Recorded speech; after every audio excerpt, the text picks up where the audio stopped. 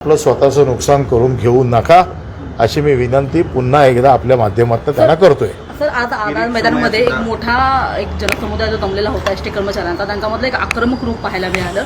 याच्यामध्ये अनेकांचं म्हणणं असं होतं कर्मचाऱ्यांचं, आज जे सगळं झालं तो फक्त ट्रेलर होता, सोमवारी काहीतरी पूर्ण पिक्चर ते दाखवणार आहेत, त्यामुळे मोठी काहीतरी घटना सोमवारी घडेल अशा पद्धतीची एक शक्यता व्यक्त केली. मी कामगारांशी कुठल्याही प्रकारचं लढा देऊ इच्छित नाही. त्याचं कारण असं आहे की ते शेवटी माझेच कामगार आहेत, एस टीचे कामगार आहेत. कदाचित त्यांच्या भावना भडकलेल्या असतील, परंतु भावना भडकलेल्या असताना चुकीचं कुठलंही पाऊल उचलू नका अशीच मी त्यांना विनंती करतो. राजकीय पोळी भाजण्याचा प्रयत्न कुठेतरी होताना असं पाहायला मिळते. राजकीय पोळी भाजा, परंतु पोळी जळणार नाही याची काळजी घ्या. ठीक सर, हिंदी में थोड़ा जानना चाहेंगे, जिस तरीके से आज मीटिंगें हुई, क्या कुछ तय हुआ, क्या कुछ बातें हुई? एसटी की जो यूनियन थी जिन्होंने हमको स्ट्राइक की नोटिस दी थी, उस एसटी के कनिष्ठ कर्मचारियों की जो यूनियन है उनके प्रेसिडेंट गुजर और उनके legal adviser Sadavarte, advocate Jayashree Patil, इनके साथ में मेरी मीटिंग हो गई. और यहाँ पर जो मर्जर का उन्होंने जो मुद्दा उठाया था, उस मर्जर के बारे में मैंने उनको यही कहा कि आप तो एडवोकेट हो, आपको सब कानूनी प्रोसेस मालूम है, और हाईकोर्ट ने जो ऑर्डर की है जिसमें हाईकोर्ट ने ये कमेटी बनाई है इस मर्जर को लेके, और कमेटी को 12 हफ्तों का समय दिया है, और उस समय में कमेटी को ये तय करना है मर्जर के बारे में जो डिसीजन देना है या जो स्टडी करके उनको जो रिपोर्ट देना है गवर्नमेंट को, वो जो रिपोर्ट आएगा उसके लिए हम पॉजिटिव है और ज़रूर उसके ऊपर विचार कर सकते हैं. लेकिन क्या इस विषय को लेकर के मुख्यमंत्री से आपकी बातचीत हुई? मुख्यमंत्री का क्या सोचना है?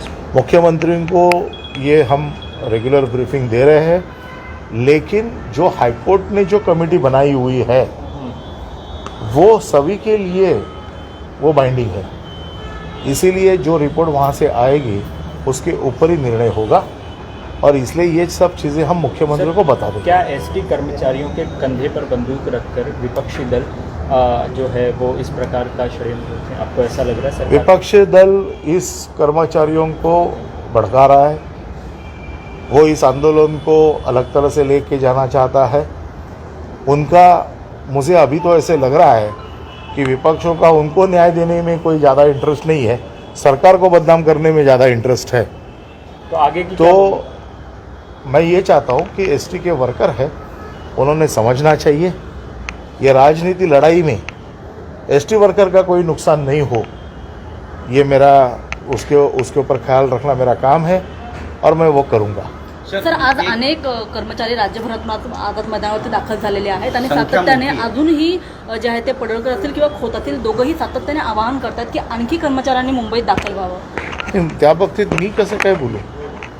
हा पडळकर आणि खोत यांचा विषय आहे.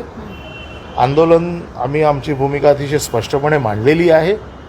चर्चेसाठी विलिनीकरणाचा मुद्दा कोर्टाचा सोडून बाकी कुठल्याही चर्चेला आमची तयारी आम्ही दर्शवलेली आहे. आम्ही ही चर्चा नेहमी करतोय. आज ज्या युनियनने आमच्याकडे विनंती केली की आम्हाला चर्चा करायची आहे, त्यांच्याशी आम्ही चर्चा केली. लेकिन क्या आप एएसजी से बातें करेंगे? एएसजी को इसमें एजी से मैं बात करूंगा. उसका कारण ऐसा है कि उन्होंने कहा कि आप एजी से बात करो. जो कानूनन बात है गवर्नमेंट की वो एजी साहब के लीगल एडवाइस से ही चलती है, वो हम उनसे बात करेंगे. लेकिन आपकी भूमिका क्या है? आप एसटी वर्करों के समर्थन में है या उनकी मांगों के खिलाफ है? एसटी के लोगों के खिलाफ हम बिल्कुल नहीं है. इसमें राजनीति हो रही है. जो मुद्दा कोर्ट ने जो डिसाइड किया है वो कोर्ट से ही या कमेटी जो अपॉइंट की है उसी से छूटने वाला है. ये लोगों को भड़का रहे हैं, ये उनका भड़काना गलत है. इसमें एसटी वर्कर का नुकसान हो रहा है और लोगों का नुकसान हो रहा है. एक बात ध्यान में रखो, आज एसटी महाराष्ट्र की आज लोगों को ले जाने वाली एक बड़ी सोर्स है. आज एक बार लोग अगर उसके अलावा जाना लगेंगे और बाद में अगर एसटी के पास नहीं मुड़ के आएंगे तो सबसे ज़्यादा नुकसान एसटी का होने वाला है, और हम ये नहीं चाहते हैं. इसलिए ये स्ट्राइक जल्द से जल्द ख़त्म होके हमको आखिर में एसटी भी जिंदा रखनी है. क्या सरकार विपक्षी दलों को कन्विंस करेगी? ऑटो चालक मालक संघटना देखील या संपात उतरत आहेत. एखाद्या ठिकाणी कुठेतरी असं झालेलं असेल. आता सगळे आपापला धंदा जास्त जोरात करतायत. माझं मत असं आहे की एस टीचा जो काय धंदा आहे हा दुसऱ्या लोकांनी एकदा हिरावून घेतला तर एस टीकडे परत कोण फिरलं नाही तर अजून मोठी समस्या निर्माण होईल. याची काळजी देखील एस टी कर्मचाऱ्यांनी घ्यावी. बस तो क्या अभी विपक्षी दल कन्विंस करेंगे आप?